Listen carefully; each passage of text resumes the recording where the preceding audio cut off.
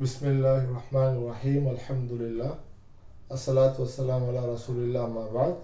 அன்பான மாணவர்களே மாணவிகளே, 2018 ஆண்டு பாஸ் பேப்பரை செய்வோம் என்ற தொடரில் நான் நினைக்கிறேன் முதலாவது தொடரில் 4 கேள்விகளுக்கான பதில்களை விளங்கப்படுத்தினேன்.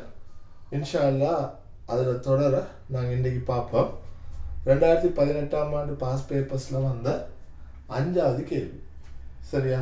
இந்த கேள்வி தஃப்சீர் கலையில் நிபுணத்துவம் பெற்றோர். நிபுணத்துவம்ன்றது என்னென்னு விளங்குது உங்களுக்கு? ஸ்பெஷலிஸ்ட்னு சொல்லுவாங்க. அதாவது முதலாவது நாங்கள் இதில் விளங்கிக்கிற வேண்டிய ஒரு விஷயம் தாம்மா, இந்த தஃப்சீர் கலைன்னா என்னன்றதை நீங்கள் விளங்கிக்கொள்ளுங்க. சரியா?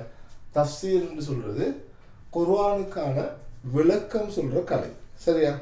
தஃப்சீர் கலை, ஹதீஸ் கலை, ஃபிக்ஹ் கலை, அகீதா கலைன்னு ஒவ்வொரு இஸ்லாமிய கலைகள் இருக்குது. அதில் தஃப்சீர் கலை என்று சொல்கிறது அல் குர்ஆனுக்கான விளக்கம் சொல்கிற கலை. சரியா? அதில் நிபுணத்துவம் பெற்ற ஆக்கள் இன்னைக்கு தஃப்சீர் கலையில் நிபுணத்துவம் பெற்ற ஆக்கள்னு சொல்கிற நேரம் இதில் முஃபஸ்ஸிரீன்கள் நுண்ணிக்குது. சரியா? அதுதான் பதில். சரியா? ரைட். இதுக்குள்ள விளக்கத்தை கொஞ்சம் தாரம் பார்த்துக்கிடுங்க. சரியா? ரைட். அப்போ இது நம்ம பாருங்க, தஃப்சீர். சரியா? தஃப்சீர் என்று சொல்றது அல் குர்ஆனுக்கான விளக்கம் சொல்ற கலை. ஆரம்ப காலத்தில் 2017 ஆண்டுக்கு முன்னால் தஃப்சீர் கலைன்னு ஒரு பாடம் ஏலவல் இஸ்லாம் பாடத்தில் இருந்துச்சு. நான் நினைக்கிறேன் அது ஐசி பாடத்தில் இருக்குதாக்கும், இஸ்லாம் பாடத்தில் அவ்வளோ இல்லை, நோமலாக தெரியும். சரியா? தஃப்சீர் என்ற சொல்லுக்கு நெருக்கமான இன்னொரு சொல்லி இது, அது தஅவீல் என்று சொல்லுவாங்க. சரியா?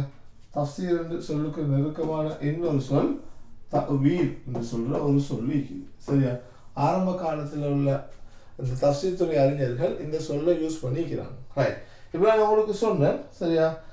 இதோட தொடர்பான நெருக்கமான சொற்கள் இருக்குது. இப்போ நல்லா பார்த்துக்கொள்ளுங்க. ஹதீஸ் கலை. சரியா? ஹதீஸ் கலை, இஸ்லாமிய ஹதீஸ் கலையில நிபுணத்துவம் பெற்றவர்கள், அதுல ஈடுபடுற ஆக்களை நாங்க முஹத்திஸீன்கள் சொல்லுவாங்க. சரியா? முஹத்திஸீன் அல்லது பன்மையில சொல்றதுன்னா முஹத்திஸீன்கள் சொல்லுவாங்க, ஹதீஸ் துறை அறிஞர்கள். சரியா? ரைட். அதே போல இன்னொரு சொல்லி இது புள்ளுகள் ஃபிக்ஹ்னு சொல்லுவாங்க. ஃபிக்ஹ்னா என்ன? இஸ்லாமிய சட்டக்கலை. சரியா? ஃபிக்ஹ்னு சொல்றது இஸ்லாமிய சட்டக்கலை. இதுல ஈடுபடுற ஆட்களுக்கு சரியா ஃபகீஹ் என்று சொல்லுவாங்க. ஃபகீஹ் என்று சொல்லுவாங்க. மார்க் பண்ணி கொடுங்க. ரைட். அதே போல கிட்டத்தட்ட ஃபகீஹோடு நெருக்கமான சில சொற்கள் இருக்குது. சரியா? ஃபகீஹோடு நெருக்கமான சொற்கள் இருக்குது, கொஞ்சம் பார்த்துக்கிடுங்க. முதலாவது ஃபகீஹ் என்று சொல்லுவாங்க. ரெண்டாவது முஜ்தஹித் என்ற சொல்லையும் இதுக்கு யூஸ் பண்ணலாம். சரியா? ஃபகீஹ், முஜ்தஹித் சட்டத்துறை அறிஞர்கள். அதே போல முஃப்தி என்ற ஒரு சொல் கிட்டத்தட்ட நெருக்கமாக யூஸ் பண்ணுவாங்க. முஃப்தி என்று சொன்னா ஃபத்வா சொல்றாக்கள், தீர்ப்பு சொல்றாக்கள். ஃபத்வா என்ற சொல் தீர்ப்பு ஒரு கருத்து இருக்குது. ஃபத்வா. சரியா? ஃபத்வா பதுவா இல்ல, ஃபத்வா. ஃபத்வா என்றது தீர்ப்பு, முஃப்தி தீர்ப்பு சொல்பவர்கள். அதே போல இன்னொன்று இது ஹாக்கிம் என்ற சொல். சரியா? ஹாக்கிம்னா நீதிபதி, தீர்ப்பு சொல்றவர் என்ற கருத்துல ஹாக்கிம் என்ற சொல்லையும் யூஸ் பண்ணுவாங்க, ஹாக்கிம்கள். அதே போலதான் இன்னொரு நெருக்கமான ஒரு சொல் காலி என்ற சொல்லையும் எங்களுக்கு சொல்லிடும். நீதிபதி, காலியார். சரியா? தீர்ப்பு சொல்பவர். இப்படி கிட்டத்தட்ட ஃபகீஹுக்கு நெருக்கமான சொற்கள் தான் இதெல்லாம். சரியா? அப்ப ஃபகீஹ், முஜ்தஹித், முஃப்தி, ஹாக்கிம், காலி. நோட் எடுத்துக்கொள்ளுங்க புள்ளுகள். இதெல்லாம் சில நேரங்களில் ஒரே கருத்தை குறிக்கும். சரியா? கொஞ்சம் வித்தியாசம். உதாரணத்துக்கு முஃப்தின்னா நேரடியாக ஃபத்வா சொல்பவர், ஹாக்கிம்னா தீர்ப்பளிப்பவர், காலி என்று சொல்றது நீதிபதி, தீர்ப்பளிக்க கூடியவர் என்று சொல்லுவாங்க. சரியா?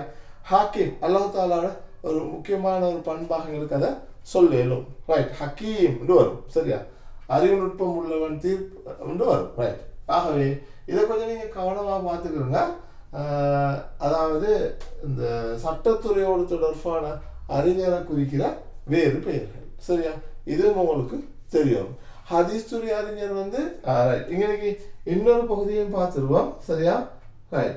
அப்ப இதுல அல் குர்ஆனுக்கு தான புள்ளகள் அல் குர்ஆனுக்கு சொல்லப்படுற விளக்கம் வந்து தஃப்சீர் சரியா சரி அல் குர்ஆனுக்கு சொல்லப்படுற விளக்கம் வந்து தஃப்சீர்னு சொல்லுவாங்க ஓகே விளக்க உரை சரியா உதாரணத்துக்கு குர்ஆனுக்கு நிறைய தஃப்சீர் நூல்கள் இருக்குது சரியா இப்னு கசீர் சரி அதே போல கஷாஃப் அதே இமாம் ஜமக்ஷரியில கஷாஃப் என்ற புக் இருக்குது அதே போல ஃபீ லிலாலில் குர்ஆன் மௌலானா மௌதூதி ரஹ்மஹுல்லாஹ் அவங்களோட ஃபீ லிலால் குர்ஆன் அப்படி தஃஹீமுல் குர்ஆன் மௌலானா மௌதூதி ரஹ்மஹுல்லாஹ் அவங்களோட தஃஹீமுல் குர்ஆன் ஃபீ லிலாலில் குர்ஆன் வந்து சையத் குத்துப் சில நேரம் அடிக்கடி வாருது இது சரியா ஃபீ மாதிரி சொல்லிட்டால் ஃபீ லிலாலில் குர்ஆன் சரியா ஃபீ லிலாலில் குர்ஆன் வந்து சையத் குத்துப் சரியா சையத் குத்துப் அடுத்தது இன்னொன்று உங்களுக்கு சொன்ன தஃஹீமுல் குர்ஆன் சரியா தஃஹீமுல்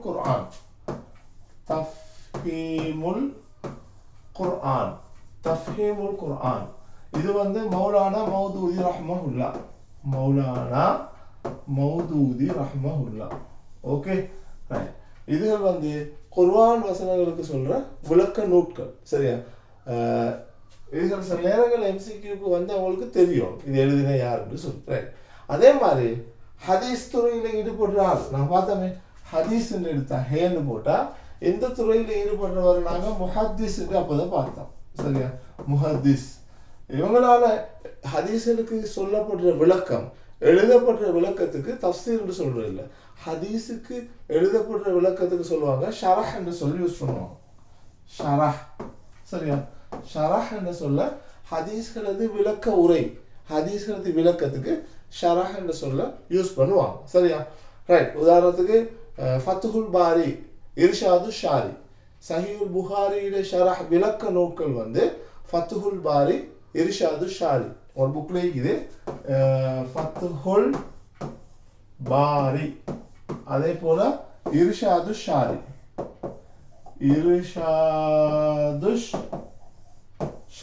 இது வந்து என்னமா ஹதீஸுக்கு சஹீஹுல் புகாரியில விளக்க நூல்கள் சரியா அப்ப ஹதீஸ் வசனங்களுக்கு கொடுக்கப்படுற விளக்கம் ஷரஹ் குர்ஆன் வசனங்களுக்கு கொடுக்கப்படுற விளக்கம் வந்து தஃப்சீர் சரியா ஹதீஸ் துறை அறிஞர்கள் முஹத்திஸ் குர்ஆன்ல விளக்கம் சொல்ல அறிஞர்கள் முஃபஸ்ஸிரீன்கள் அல்லது முஃபஸ்ஸிர் என்று சொல்லுவாங்க ரைட் இதே போலதான் அப்ப அதை பார்த்தோம் இன்னொன்று இது ஃபிக்ஹ் சரியா இஸ்லாமிய சட்டக்கலை ஓகே இந்த இஸ்லாமிய சட்டக்கலையில் இருக்கிறார்கள் முஜ்தஹித் என்று சொல் வரும் ஃபகீஹ் என்று சொல் பார்த்தோம் சரியா இஸ்லாமிய சட்டங்கள் அறிஞர்களால் சொல்லப்படுவது தானே அறிஞர்களால் சொல்லப்படுற சட்டங்களுக்கு சரி இஸ்லாமிய சட்டங்களுக்கு அறிஞர்களால் கொடுக்கப்படுற மேலதிக விளக்கங்களுக்கு தானே அதுக்கும் ஷரஹ் என்ற சொல் தான் பயன்படுத்துவாங்க சரியா ஹதீஸுக்கு மேலதிகமான விளக்கத்துக்கும் ஷரஹ் என்ற சொல் ஃபிக்ஹ்லயும் மேலதிகமான விளக்கத்துக்கு ஷரஹ் என்ற சொல்ல தான் யூஸ் பண்ணுவாங்க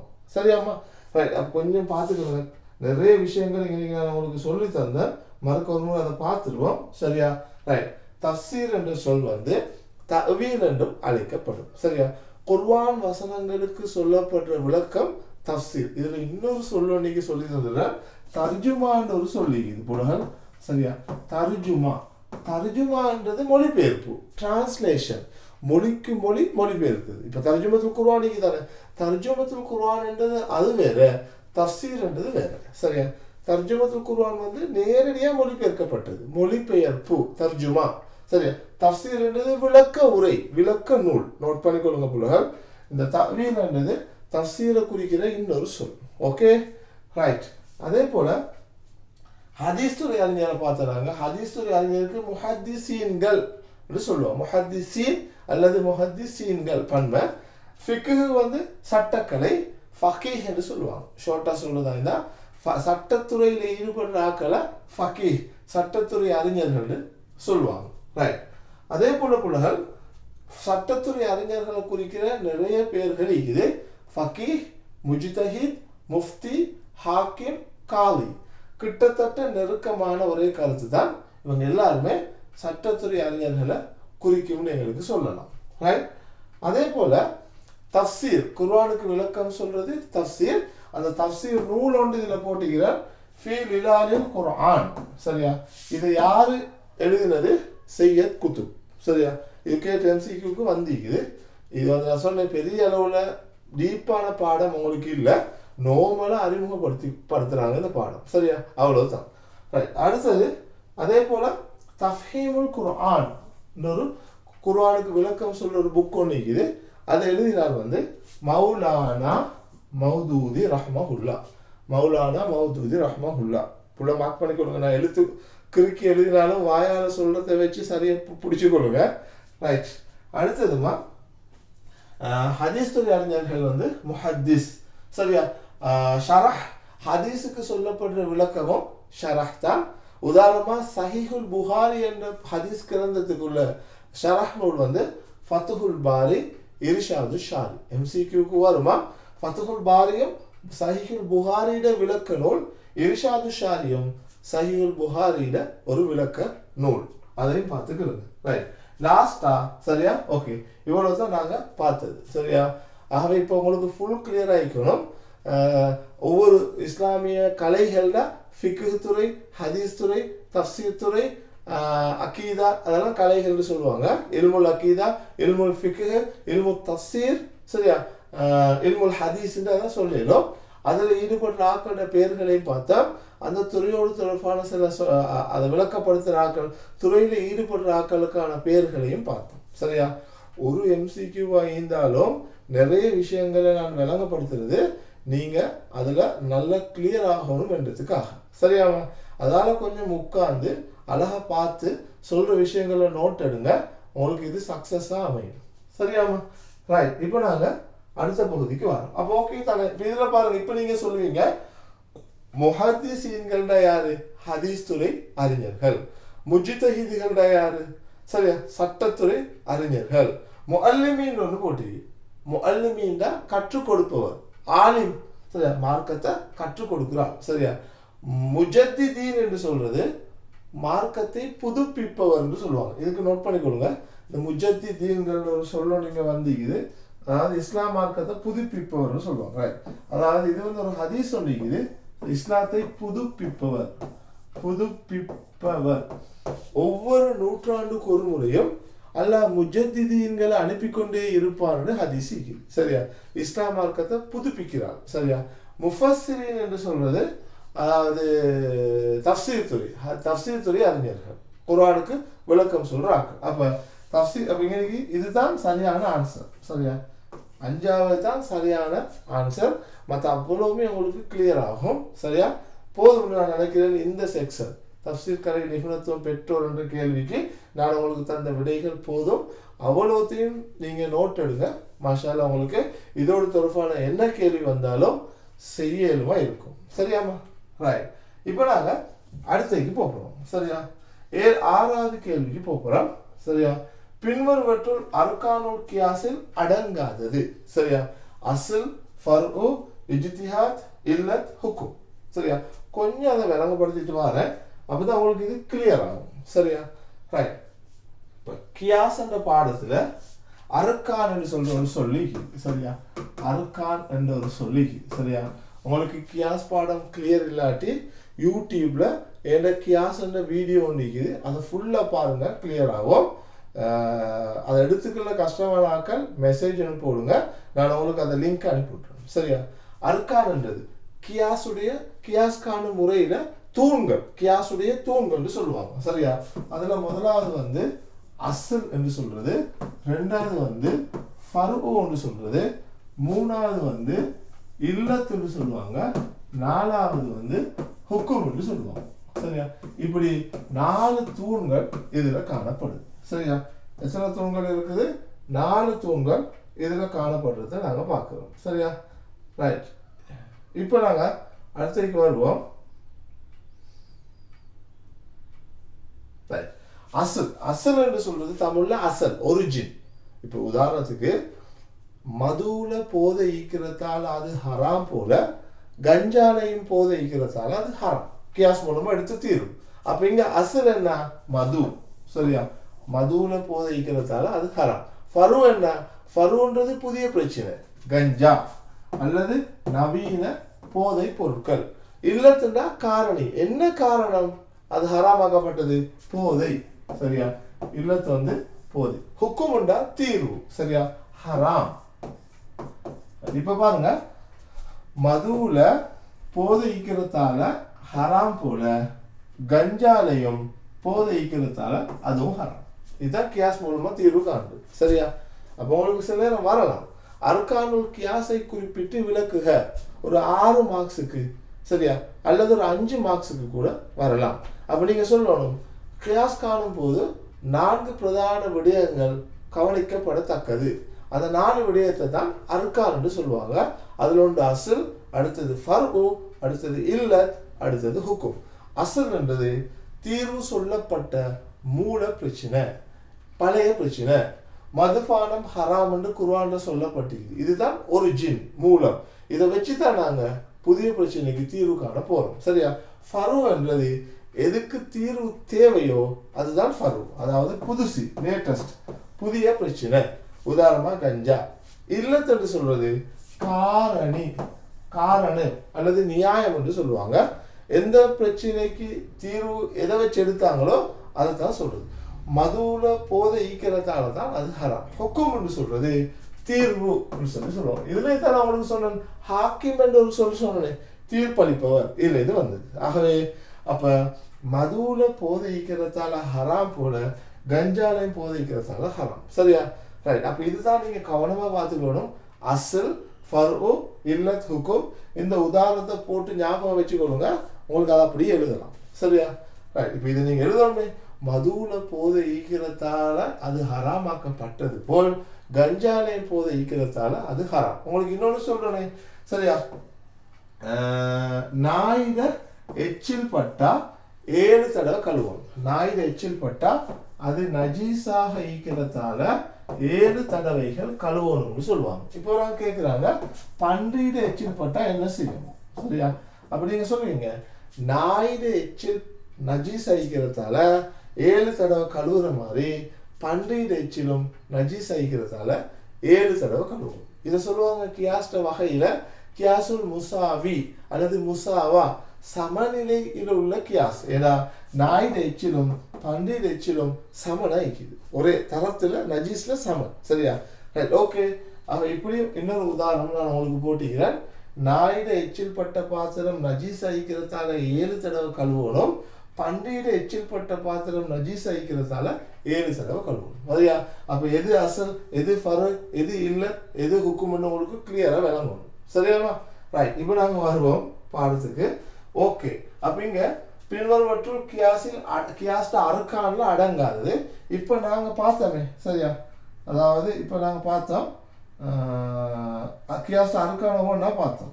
இதுல அசல் அது வரும் தானே. அசல்டா மூல பிரச்சனை, பழைய பிரச்சனை, மது ஹராம், அது வரும். ஃபர்உ புதிய பிரச்சனை. சரியா? ஃபர்உன்னு சொல்றது புதிய பிரச்சனை, அது வரும். சரியா? இஜ்திஹாத்ன்றது இங்க வராது. இஜ்திஹாத்னா என்ன? ஒரு சட்டத்துறை அறிஞர் பிரச்சனைக்கு தீர்வு எடுக்கிற முயற்சி, முஜ்தஹித், ஒரு ஆள் தீர்வு எடுக்கிற முயற்சி, அது வராது. இல்லத்தும் வரும். சரியா? இல்லத்துன்றது நாங்க இப்ப பார்த்தோமே, காரணி. சரியா? நியாயம். ஹுக்குமும் வரும். இப்ப பார்த்தோமே, இல்லத்தும் வரும், ஹுக்குமும் வரும். ஹுக்கும்னா என்ன? தீர்வு. ஹுக்கும்னா என்ன? தீர்வு. சரியா? ஒவ்வொன்றையும் அழகா எழுதி கொள்ளுங்க. மறக்க நீங்க அதை மறக்காத மாதிரி அதை எழுதிக்கின்றா சார். சரியா? அப்ப இதுல இதோட சம்பந்தப்படாத சொல் தான் இந்த இஜ்திஹாத் என்ற சொல். சரியா? அப்ப விட இஜ்திஹாத். சரியா? அடங்காதது தானே கேட்டிக்கிறாங்க. அர்கானுல் கியாஸில் அடங்காதது தான் கேட்டிக்கிறாங்க. சரியா? அப்ப அடங்காததுன்னு வரக்குள்ள நீங்க இஜ்திஹாதை தான் குறிக்கும். சரி போல. ஓகே. இது உங்களுக்கு கிளியர்னு நினைக்கிறேன். நாங்க அடுத்ததுக்கு போவோம். சரியா? ரைட். 7வது கேள்வி, ஹுதுபா உடன் இடம்பெறும் பரலான கூட்டு தொழுகை. சரியா? அப்ப ஜும்மாவோட, ஹுதுபாண்ட ஜும்மா தானே, ஜும்மாவோட இருக்கிற ஃபர்லான கூட்டு தொழுகை. ஃபர்லான இது நல்லா பார்த்துக்கணும். ஃபர்லான ஒரு சொல் வந்துக்குது. சரியா? ஹுதுபா ஜும்மாவும் நடக்கும், ஃபர்லாவும் நடக்கும், கூட்டு தொழுகை ஜமாத்தாவும் நடக்கும் அது. சரியா? அப்ப சலாத்துல் ஹுஷூஃபை நல்லா பார்த்துக்கணுங்க. சலாத்துல் ஹுஷூஃபைன்ன்றது கிரகண தொழுகை. சூரிய கிரகணம், சந்திர கிரகணம் ஏற்பட்ட தொழுகை தான் ஹுஷூஃபை, கிரகண தொழுகைன்னு சொல்லுவாங்க. சரியா? கிரகண தொழுகை. ஓகே. அது வந்து என்ன, கிரகண தொழுகையும் ஜமாத்தா தான் நடைபெறும். சரியா? ஆனா அதுக்கு குத்துபாவும் மீக்குது, அதுக்கு ஜும்மா பிரசங்கமும் மீக்குது. ஆனா அது ஃபர்ல் இல்லை. கிரகண தொழுகை வந்து சுன்னத். ஓகே, அப்ப அது வராது. அடுத்தது இஸ்திஸ்கா. நல்லா ஞாபகம் வச்சுக்கொள்ளுங்க, 2 இடத்துல இஸ்ன்னு சத்தம் வருவது. மழை கடுமையா பெய்கிற நேரம் அந்த இஸ்ன்ற சத்தம் ஒன்று எங்களுக்கு கேட்கும். அப்படி ஞாபகம் வச்சுக்கொள்ளுங்க. மழை வேண்டி தொழும் தொழுகை சலாத்துல் இஸ்திஸ்கா, 2 இஸ் வரும். சரியா? மழை வேண்டி தொழும் தொழுகை அதுவும் வந்து சுன்னத். சரியா? அது இப்போ இது நீங்க போட்டுக்கொள்ளுங்க, மழை வேண்டி தொழும் தொழுகை அல்லது வறட்சியின் போது தொழப்படும் தொழுகை என்றாலும் ஒண்ணுதான். வறட்சியின் போது தொழப்படும் தொழுகை என்றாலும் மழை வேண்டி தொழும் தொழுகை என்றாலும் 2 ஒன்று தான். இஸ்திஸ்கா. சரியா? ரைட், அதுவும் சுன்னத். ரைட், அடுத்தது சலாத்துல் ஈதைன். ஈதைன் என்று சொல்றது 2 பெருநாள் தொழுகைகள். சரியா? நோன்பு பெருநாள், ஈதுல் அல்ஹா, அதே மாதிரி ஈதுல் ஃபித்ர். சரியா? அப்ப 2 பெருநாள் தொழுகைக்கு தான் நாங்க வந்து ஈதுன்னு சொல்லுவோம். அதுல வந்து அதிலே குத்துபா இருக்குது. சரியா? அதிலே குத்துபாவும் நிற்குது. ஆனா அது வந்து ஃபர்ல் இல்லை, சுன்னத். ரைட், அடுத்த வலியுறுத்தி சொல்லப்பட்ட ஒரு சுன்னத், சுன்னா முஅக்கதான்னு சொல்லுவாங்க. சரியா? அடுத்தது சலாத்துல் ஜும்ஆ. சரியா? இது ஜும்மா தொழுகை. ஜும்மா தொழுகை ஃபர்ல், குத்துபா இருக்குது, கூட்டு தொழுகை. ஆகவே 4வது பதில் தான் வரும். சரியா? இன்னொரு சொல் போட்டிக்கிறாங்க, சலாத்துல் இஸ்திஹாரா. சரியா? இஸ்திஹாரா என்று சொல்றது என்னன்னா, எங்களோட நன்மை வேண்டி தொழும் தொழுகை. சரியா? ஒரு நன்மையை நாடி தொழுகிற தொழுகை தான் சலாத்துல் இஸ்திஹாரா என்று சொல்லுவாங்க. நோட் பண்ணி கொள்ளுங்க புலகள். இஸ்திஹாராண்டா நன்மை வேண்டி தொழும் தொழுகை. சரியா? ஓகே, அப்ப இதுல உங்களுக்கு விளங்கிக்கும், ஹுதுபாவும் நடக்கணும், ஜமாத்தாகவும் நடக்கணும், ஃபர்லாகவும் மீக்கணும்டா அது சலாத்துல் ஜும்ஆ. அப்படி இல்லாம உங்களுக்கு என்ன சொல்றது, இந்த ஹுதுபா நடக்கிற, ஜமாத்தா நடக்கிற சுன்னத்தான தொழுகைகள் வந்தா இது அவ்வளோத்தையுமே நீங்க எழுதுவீங்க. சரியா?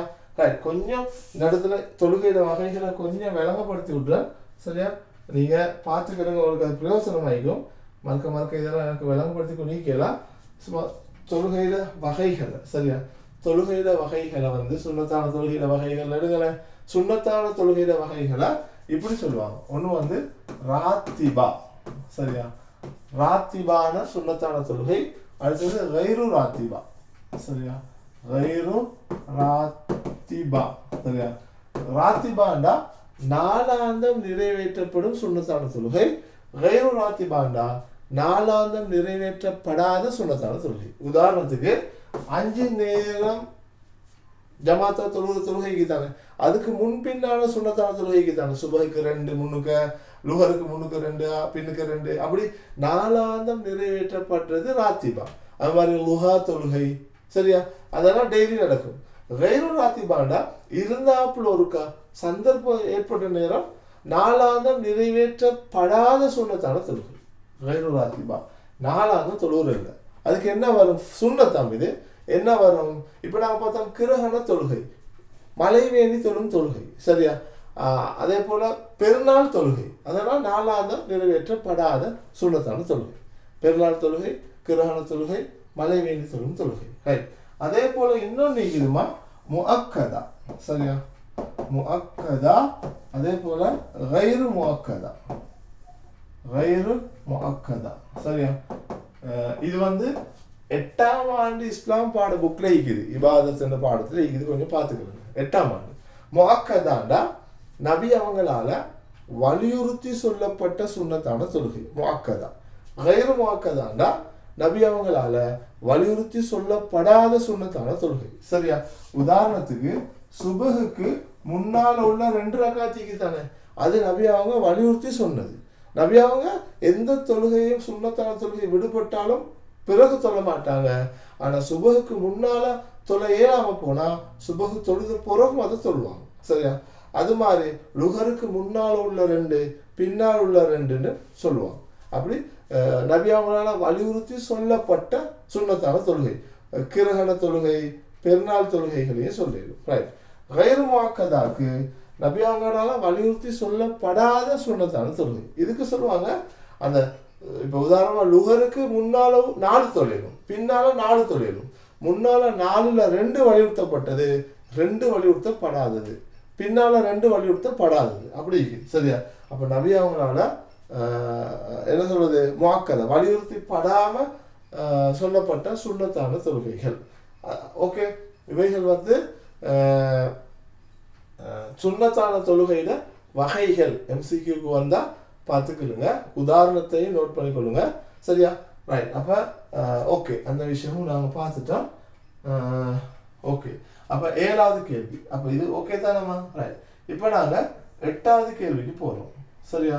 அல் குர்ஆன் தொகுப்பு முயற்சியில் கூடுதலாக பங்கெடுத்து கொண்ட சஹாபி சரியா. குர்ஆனை தொகுக்கிறதுல கூடுதலான பங்கெடுத்து கொண்டவர் முஆத், முஸ்அப், உஸ்மான், ஜெயித், ஜாஃபர். இதில் நீங்கள் விட உங்களுக்கு தெரியும் ஜெயித் அலி சரியா. அதாவது ஜெயித் இப்னு சாபித் சரியா. ஜெயித் இப்னு சாபித் அலி அல்லது ஜெயித் இப்னு தாபித் அலி என்று சொல்லுவாங்க சரியா. ரைட், கொஞ்சம் கவனம், இதை கொஞ்சம் விளங்கப்படுத்துகிற போல அப்போ தான் அவங்களுக்கு லேஸ் ஆகிக்கும் சரியா. ஓகே, இதில் பாருங்க அல் குர்ஆன் தொகுப்பு சரியா. பார்த்துருவோம் இல்லைங்க.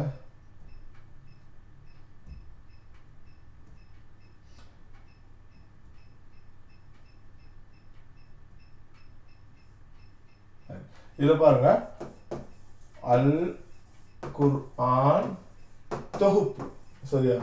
அல் குர்ஆன் தொகுப்போடு தொடர்பான சில சஹாபாக்கள் இருக்கிறாங்க. அதில் முதலாவது நாங்கள் சொல்லுவோம் அபூபக்கர் அலி சரியா. அபூபக்கர் அலி சரியா. 2வது உமர் அலி. அபூபக்கர் அலி 2வது உமர் அலி. 3வது இப்போ நாங்கள் பார்த்த ஜெயித் அலி, அதாவது ஜெயித் இப்னு சாபித் அலி.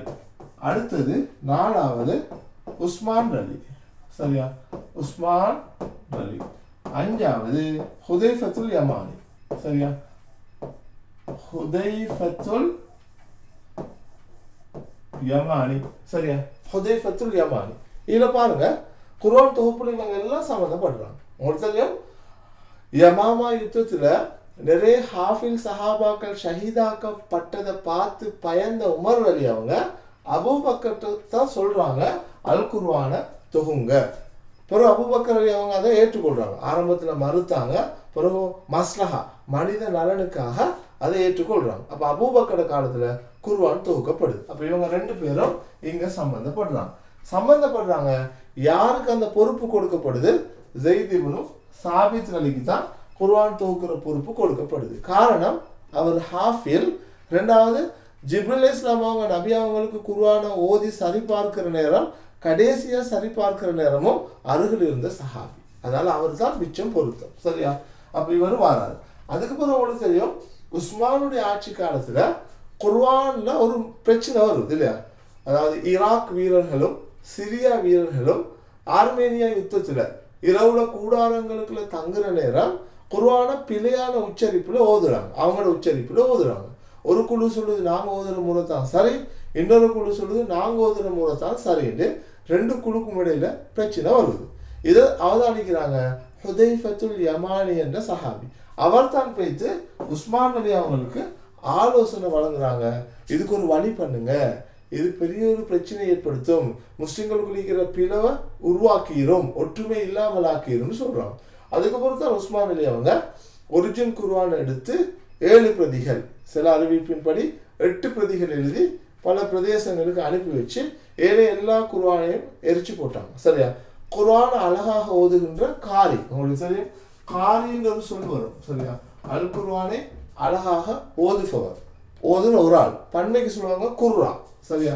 அல் குர்ஆனை அழகாக ஓதுபவர்கள் குர்ராக்கள் சொல்லுவாங்க சரியா. இப்படி 7 காரிகளை குர்ஆனை கையில கொடுத்து இதை கொண்டு போய்த்து காட்டி ஓத வைங்க, இதை சொல்லி கொடுங்க, இந்த அமைப்பில் ஓதுங்க சொன்னாங்க சரியா.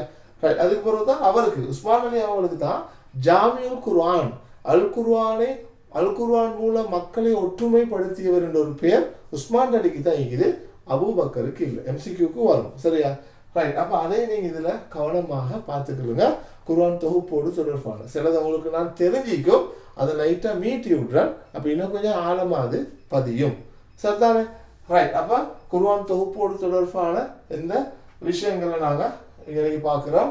மனிதர்கள், சஹாபாக்கள் இவங்கெல்லாம் இதில் டச் ஆகுறாங்க. இதில் ஹப்சா நாயகி, உமர் அலியாவோட மகன் ஹப்சா நாயகியும் தொடர்படும். அது அந்த ஒரிஜின் குர்ஆன் யார கையில் ஒப்படைக்கப்பட்டுச்சுன்னா ஹப்சா நாயிட கையில் தான் பாதுகாப்புக்காக ஒப்படைக்கப்பட்டது. அது எனக்கு அவ்வளோ தூரம் தேவைப்படாது. சரியாமா? ரைட் புலகள். நான் நினைக்கிறேன் 8வது கேள்வி. ஓகே, 8வது கேள்வி நாங்கள் இங்கே பார்த்துட்டோம். 9வது கேள்வியிலிருந்து இன்ஷா அல்லாஹ் நாங்கள் அடுத்த தொடர்வோம். தொடர்ந்து எல்லா கேள்வியுமே பார்த்துட்டு போகிறது உங்களுக்கும் கஷ்டம், எனக்கு வசதி பற்ற மாதிரி தான் நான் செய்வேன். இன்ஷா அல்லாஹ் புலகள் நீங்கள் செய்ய வேண்டியது இதுதான். அழகா உட்கார்ந்து கொண்டு யாருடைய துணையும் இல்லாமல் நான் விளங்கப்படுத்துகிற விஷயங்களை வச்சு அழகா நோட் எடுத்துட்டு சுயமாக படிச்சுட்டு வாங்க. இதுவரைக்கும் இஸ்லாம் பாடம் தொடரல, இன்னும் படிக்க ஆரம்பிக்கல என்று சொல்றாக்கள் கூட நீங்க இந்த என்ன சொல்றது இந்த விஷயத்த கொஞ்சம் கூட கவனம் செலுத்துங்க. அதோடு சேர்த்து இன்னொரு விஷயத்தை நான் உங்களுக்கு சொல்றேன். ஒரு நிமிஷம் வெயிட் பண்ணுங்க.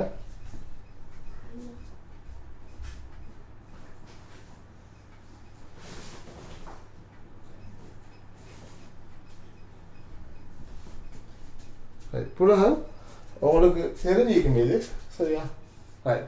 இப்படி ஒரு இஸ்லாம் பாடத்தில் 1000 MCQ கேள்விகள் உள்ள ஒரு புக் ஒன்று. சரியா? இதை நான் வெளியிட்டிருக்கிறேன். சரியா? இதில் 1000 MCQ கொஷின் இருக்கிறேன். ஸ்பெஷலாக ஒரு விளம்பரம் ஒன்று போடுவேன். இது 7 இருந்தால் நீங்கள் எடுத்துக்கொள்ளுங்க. இதில் 1000 கேள்விகள் உங்களுக்கு சுயமாக செஞ்சு பார்க்கலாம். அந்த விஷயத்தை நான் இந்த இடத்துல ஞாபகப்படுத்துகிறேன்.